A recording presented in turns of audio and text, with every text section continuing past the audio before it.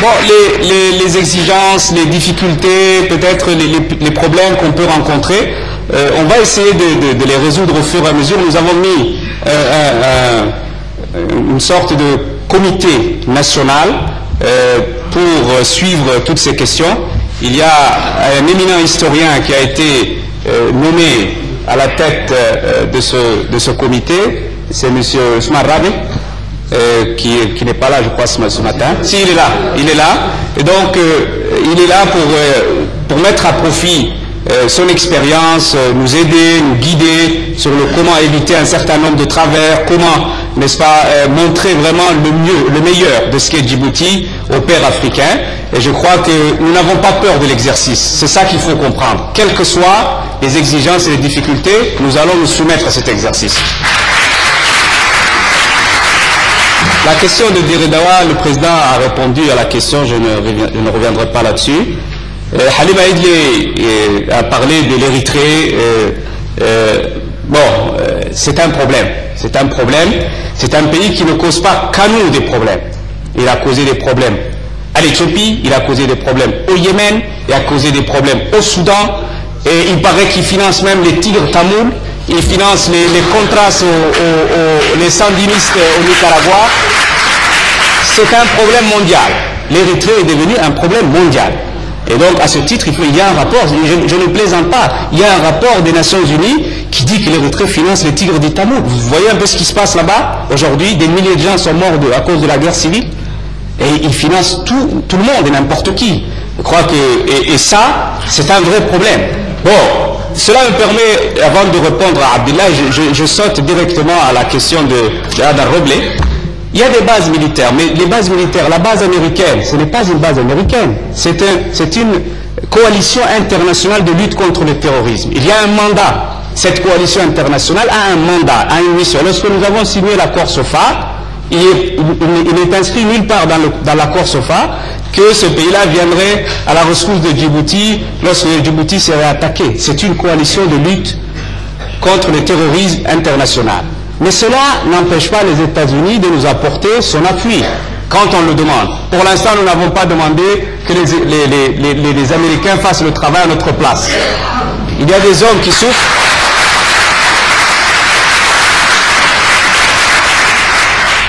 Il y a des hommes qui souffrent entre Douméra et Moulhoule aujourd'hui, nos vaillants soldats. Je ne sais pas si vous connaissez le vent qu'on appelle Wareru en Afar. D'autres Wareria. Wareru Valera. Ils sont assujettis à ce régime. Ils sont dans les trous. C'est l'été et c'est les grandes chaleurs. Mais ils sont suffisamment courageux pour attendre l'ennemi de pied ferme. Mais j'aimerais vous dire une chose aussi. Le combat a duré 48 heures. Mais le véritable combat, ce n'est pas à Douméra qui se passe. C'est dans les forums internationaux. Depuis un an, là où on va, nous avons toujours gain de cause. Parce que le monde a reconnu la justesse de notre cause. Il a reconnu le fait que l'Érythrée nous a agressés. Les Arabes disent Lan yadi'u haqqun madama wara'ahu mutalib. Nos droits ne vont pas se perdre. Nos droits ne vont pas se perdre. Nous allons libérer notre sol. Mais tout est une question d'approche stratégique. Est-ce qu'aujourd'hui, avec l'armée, les moyens que nous avons et les défis qui nous attendent dans le domaine du développement, est-ce que consacrer les maigres ressources que nous avons en allant tirer sur quelques soldats qui sont sur le Douméra, est-ce que c'est ça la solution? Le président a dit non. Le président de la République a dit non. La solution n'est pas d'échanger des coups de feu et inta de face la galo au habla le scout romain. Halku ko jira hikmat o lawado hikmat da so siyasat ku salaysan hikmat da ina la hirgeliyo siyasat da sunu waad ogtahay Adar Roble siyasat da su madaxweynuhu wuxuu yiri anaku nabadda ka dooranay dagaalka nabadaasina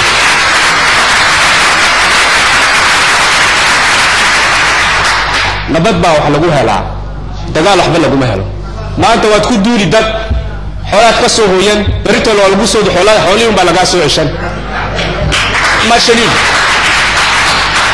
mashaliil xoolaha waan soo ceshanayna dhulkeena waan soo ceshanayna haddana waxaan leenahay waxaan horta kalsooni buuxda inaan ciidanadeeni dalkeena u goobjooga u heegan inaan taageero siino buuxda intaas horta waa inaan ku adkayno Francis arrinteeni waan ka saarnay arrinteeni siyaasadeed waan ka saarnay madaxweynuhu qaraarka buu qaatay annaka dadaalina annaka arrimaheeni qarbaha midowga ha noqoto xarunta afrikaanka ha noqoto xarunta carabta ha noqoto annaka arrinteeni dhamaysanayna ayaan ka dhiri Francisca iska iloo Francisca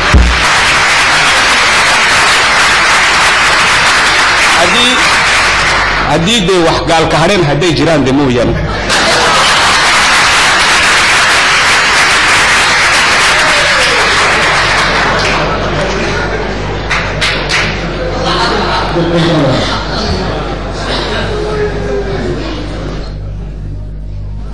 Le ministre des Affaires étrangères a éloquemment répondu aux honorables participants qui ont posé un certain nombre de questions sur la défense, sur nos relations avec les puissances étrangères. Je vais dire un mot à monsieur le conseiller Saouti, Abdullahi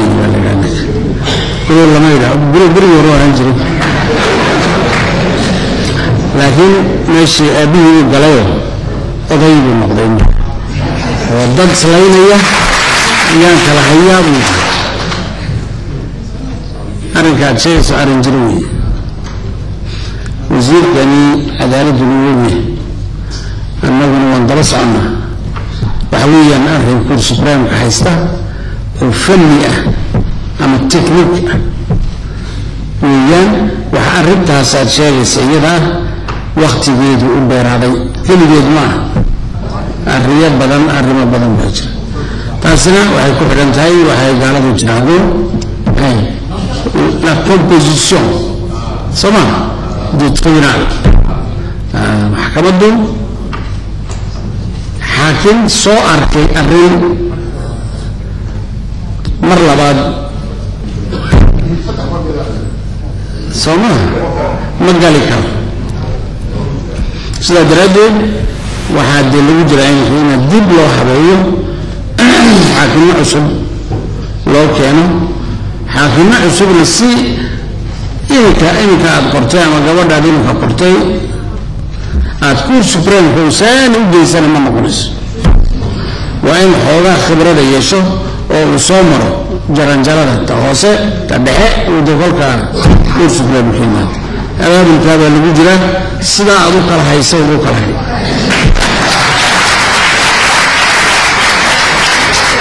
يجا ديري حير كوبي يجا ديري مكتي عادي هيدي اللي يسسيري سوما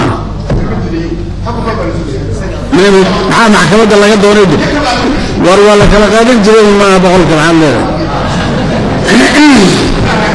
leeyahay waxa weeye accident hadahe waa iska garanaya accident qofku qalbiga fuulay muxuu raacay dantii sameeyay qol haduu dhacay qadar baa yidhi oo dhinta qofku خلاص sidii labadii manuur ee liisasiinay boqolka ay iska diideen waa baynta hadal والله ما ترمى اليوم الله يسير لي زين واحد وين ما ذني لعقت هذا السجى وحال كامل من يصير لا بطن كاريخ هذا السيء ما شيء كذي ما قبل عفوا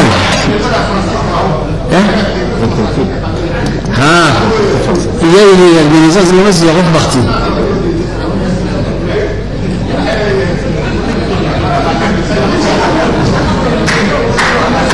هاي ورقة الله قدوري أقدر يصير معه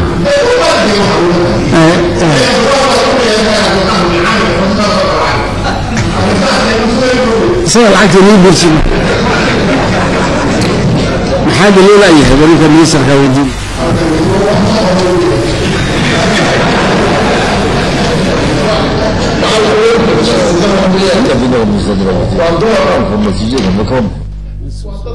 دولتين الشمال كله من الكبرى يأخذ الرصاص أي من دولة قلت بس ضد كده وضد كله كله دكتور